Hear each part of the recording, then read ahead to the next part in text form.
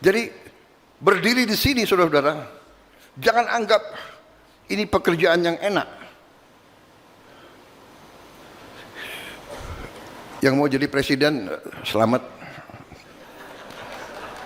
Bener-bener, aku udah terlanjur.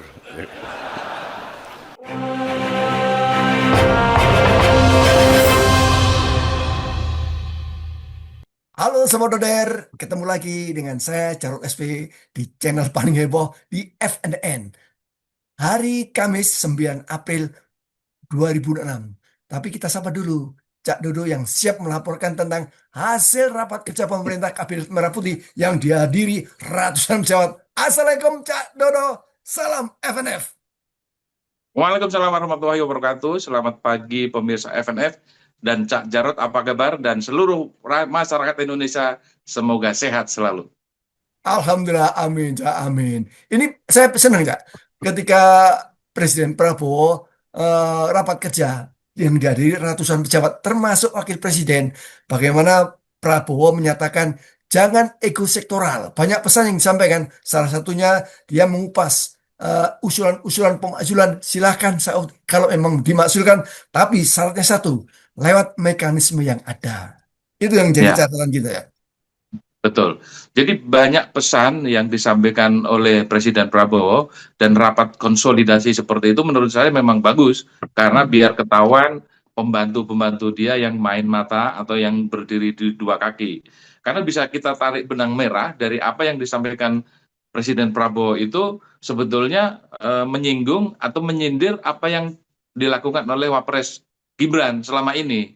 Jadi kelihatan sekali bahwa terjadi perang batin di antara keduanya setelah pemerintah ini berjalan 1,5 tahun lah, satu tahun 5 bulan kira-kira seperti itu. Dan kelihatannya Prabowo sudah nggak mampu lagi untuk menahan itu, dan itu diluapkan kemarin dalam pidato selama 1 jam 6 menit. Dan itu ada banyak sekali, nanti akan kita ceritakan hal-hal yang menyinggung Wakil Presiden Gibran dan juga Jokowi. Tapi itu kan disampaikan secara tersirat, sehingga itu butuh pemahaman. Tapi nanti bisa kita spill nih Cak Jarod ya video-videonya. Ya benar. Sobat Doder, ini ada pernyataan Prabowo ketika dia bilang janji membangun 100 desa nelayan tahun 2006. Silakan catat, tapi di closingnya ini berat jadi presiden. Nah, pernyataan berikutnya, jadi silakan yang mau jadi presiden, selamat. Ini kutipan aja. Saudara-saudara, jadi 2 tahun lagi, saudara-saudara, 3 tahun lagi, ya you catat ya, catat. Ini kan ada rekaman. Apa Prabowo Subianto Om Dok, ada rekaman. Semua yang saya sampaikan itu ada tolok ukur matematik. Saya katakan bahwa saya merencanakan akan membangun 1.000 desa nelayan. Tahun 2026 ini, Desember 2026, kita akan cek, saudara, nanti bisa nagih ke Prabowo. Berapa desa nelayan yang sudah selesai? Jadi berdiri di sini saudara-saudara, jangan anggap ini pekerjaan yang enak. Yang mau jadi presiden, selamat. Bener-bener, aku udah terlanjur. Jadi aku harus kerja keras sekarang ini. Itu artinya dia itu menyindir Gibran yang dipersiapkan untuk menjadi presiden. Jadi keberadaan Gibran itu bukan membantu dan meringankan beban presiden selama ini. Yang terjadi adalah Gibran itu selalu mengincar kelemahan Prabowo untuk kemudian siapa tahu bisa terjadi pergantian di tengah jalan dan Gibran naik. Nah, ini sudah terbaca oleh Presiden Prabowo bahwa dengan mengatakan bahwa menjadi presiden itu berat, dan dia bilang saya sudah terlanjur menjadi presiden, maka saya harus selesaikan tugas-tugas ini. Tapi kalau memang nafsu menjadi presiden nggak bisa dihentikan, tunggu mekanisme 5 tahunan. Dan itu jelas, itu arahnya jelas Gibran. Jadi jangan mengusik perjalanan kabinet yang Gibran ada di dalamnya, sehingga membuat gerak Prabowo menjadi terganggu. Itu sebetulnya pesan yang ingin disampaikan Prabowo. Bener, Cak. Beberapa waktu lalu kan ada deklarasi Laskar Gibran. Itu bersamaan dengan ulang tahun YouTuber Nasional. Ini jelas Ya. arah kemana Prabowo menyatakan kenapa kesiapan Jokowi untuk mendorong anaknya jadi presiden di Pilpres 2029, Cak.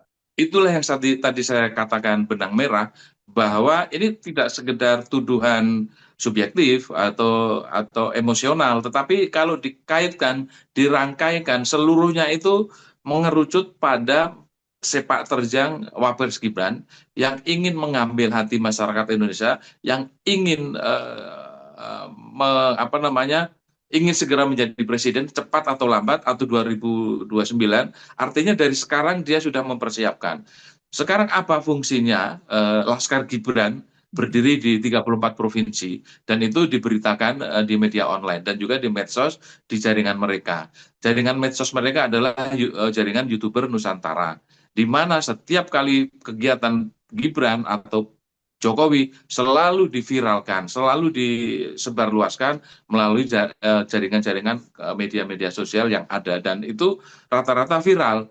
Ini buat Prabowo sangat mengganggu, karena presiden bukan bekerja di saat ini, tapi dia bekerja untuk 2029 atau berharap Prabowo jatuh tengah jalan dan Gibran kemudian menggantikannya. Ini sebetulnya yang ingin disampaikan oleh Presiden Prabowo, bahwa Gibran itu tidak menjalankan fungsinya sebagai wapres sebagaimana perintah undang-undang.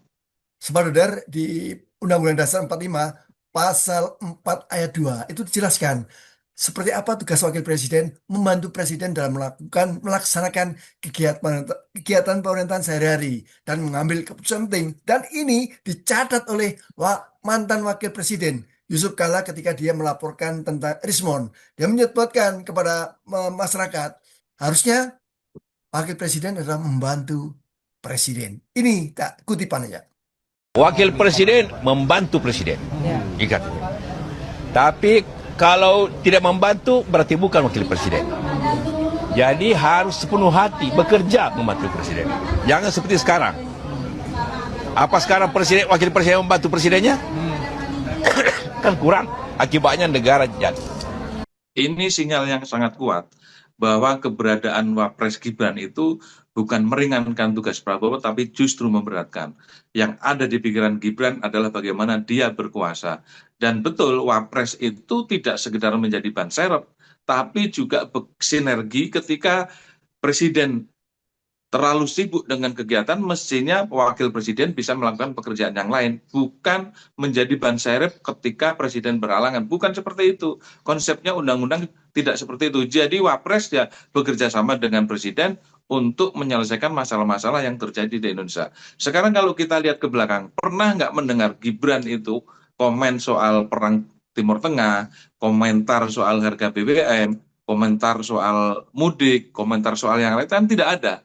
Jadi dia itu memang betul-betul mengganggu bagaimana Prabowo sebetulnya ingin membuat bangsa ini maju dan sejahtera, tapi ada semacam duri di dalam daging. Jadi yang diingat para termul, Sobat Doder, itu hanya pasal 8, bagaimana ketika presiden berhalangan maka berhenti, maka otomatis digantikan oleh wakil presiden. Barangkali cuma pasal ini yang diinginkan oleh para termul.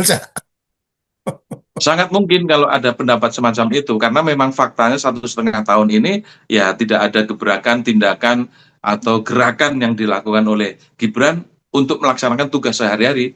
Yang ada hanyalah bagaimana dia memupuk kepercayaan, bagaimana merebut simpati masyarakat supaya tetap terpelihara bahwa keluarga Jokowi ini adalah keluarga pilihan, Satrio Piningit yang mampu mengatasi Indonesia. Yang ada di benak masyarakat yang kurang paham tentang politik kan itu selalu kampanyekan hal-hal seperti itu, sehingga mereka lupa apa sesungguhnya yang terjadi. Padahal itu adalah polesan, itu pencitraan, itu bikinan yang fungsinya adalah untuk menjaga perhatian publik agar tetap keluarga Solo ini keluarga pilihan dan tidak ada lain selain mereka. Kan bahaya sekali ini. Betul ya. Dan kita spill lagi, bagaimana Prabowo juga berpesan keras ya. Saya tuh nggak punya waktu libur, kerja terus. Publik publik bertanya, Cak, apa makna Prabowo menyatakan itu? Kalimat itu menggantung, menimbulkan banyak persepsi. Saya presiden tak punya waktu libur. Seperti ini, kita dengerin, Cak. Jadi aku harus kerja keras sekarang ini. Nggak ada libur saya. Dibilang Prabowo jalan-jalan ke luar negeri, senang jalan-jalan ke luar negeri, ya kan? Saudara-saudara, untuk amankan minyak, ya gue harus kemana-mana. Sebetulnya kalau kita cerdas, kalau publik cerdas, itu jelas lagi-lagi yang dituju adalah Gibran. Sebab memang faktual, nyatanya Prabowo memang nyaris tidak ada waktu. Termasuk hari libur pun di Hambalang dia menerima tamu dari luar negeri, dari banyak negara, dari Inggris, dari Korea Selatan dan lain sebagainya, itu dilakukan di hari Minggu, di hari libur. Memang betul apa yang dikatakan Prabowo itu, dia tidak ada waktu lagi untuk beristirahat. Nah, dalam konteks ini, sekaligus Prabowo ingin menyentil Gibran, Wapres. Ketika Prabowo berkunjung ke luar negeri, Gibran justru liburan ke Bali. Itu kan sesuatu yang sangat kontras. Di satu sisi presiden bekerja keras, satu sisi wakil presiden dengan santainya menikmati liburan di Bali. Dan disindir oleh Prabowo bahwa Bali itu memang nyaman, saya juga senang Bali itu. Kalau Gibran punya sensitivitas yang tinggi, dia tentu akan tersinggung dan akan memperbaiki sikap, perilaku, dan perbuatannya sebagai wapres. Tapi saya tidak begitu yakin. Saya yakin itu akan diabaikan, dianggap angin lalu, karena memang tujuan dia menjadi wapres bukan untuk membantu Prabowo. Tujuan dia menjadi wapres adalah untuk berpijak di satu tangga untuk menuju tangga di atasnya. Nah, saudara, barangkali yang belum sempat melihat video Gibran trending lagi presiden di Tanjung Benoa, Bali. Nah, ini kita lihat dia bersama istri dan anaknya menikmati wahana air, terbang ke angkasa, terbang-terbangnya. Ini akhir Maret ketika liburan Idul Fitri. Ya, ini yang disinggung oleh Prabowo, bagaimana menikmati Bali banyak dinikmati oleh wisatawan. Benar, Cak? Dan Presiden Prabowo lagi sibuk-sibuknya, wakilnya lagi menikmati liburan ini. Ini, Cak, ini, Cak. Iya, itu kan nyaris bisa kita simpulkan bahwa tidak memiliki sensitivitas yang tinggi terhadap keadaan masyarakat Indonesia. Secara umum kan masyarakat Indonesia dalam situasi yang sulit hari ini, seperti dikatakan Prabowo. Indonesia sedang sulit. Mestinya kalaupun dia harus liburan, tidak harus dieksploitasi, tidak harus diviralkan, tidak harus dipamerkan kepada masyarakat Indonesia. Kita percaya mereka mampu, jangankan ke Bali, ke Amerika juga bisa gitu. Tapi harusnya sedikit punya empati terhadap negara ini, di mana kondisinya belum baik-baik saja. Memang kalau dibandingkan dengan negara lain hari ini, Indonesia masih lebih bagus ketimbang negara kita bandingkan satu ASEAN, di mana mereka sudah antri BBM, sembako sudah kurang, Indonesia alhamdulillah tidak. Nah, meskipun demikian harusnya memiliki rasa kesedia kawanan, bagaimana merasakan penderitaan masyarakat yang belum ada perbaikan sampai hari ini, dan tidak perlu mempertontonkan kebahagiaan keluarga di tengah penderitaan masyarakat luas. Benar, saudara. Itu namanya empati. Tidak punya empati, kemampuan memainkan perasaan orang lain. Para termo itu berkilah, Kak. Benar-benar berkilah ketika banyak orang mempersoalkan Gibran enak banget lagi pelesiran di saat pemerintah lagi sibuk mencari bagaimana supaya BBM tidak naik. Dia bilang gini, Cak. Loh, urusan geopolitik kan bukan urusan wakil presiden. Ini para termo nyanyinya seperti itu. Kasih closing statement, Kak, sebelum kita berpisah, Kak.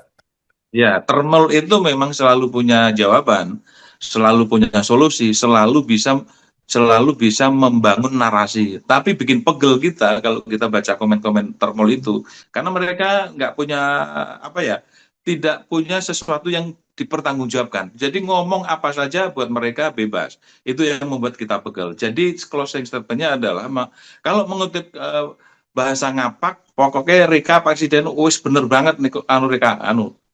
Pidatonya apik tenan, top tenan pokoknya Pak Presiden. Hati-hati memang. Gimbian Rika kan jarene keluarga Jokowi kan Rika disuruh keluarga Jokowi dan waktu itu gembar-gembor nang Sentul hidup Jokowi. Nah, sekian kau baru sadar bahwa apa yang Bapak Presiden dukung saiki dadi musuh dalam selimut. Pokoknya tak dukung Pak Presiden. Hati-hati karo Gibran. Yang lagi kencot ini tadi rame. Kau Tadi pilih sama Doder, tapi sekolah besok ketemu lagi. Assalamualaikum Cak Dodo, salam FNF. Waalaikumsalam warahmatullahi wabarakatuh.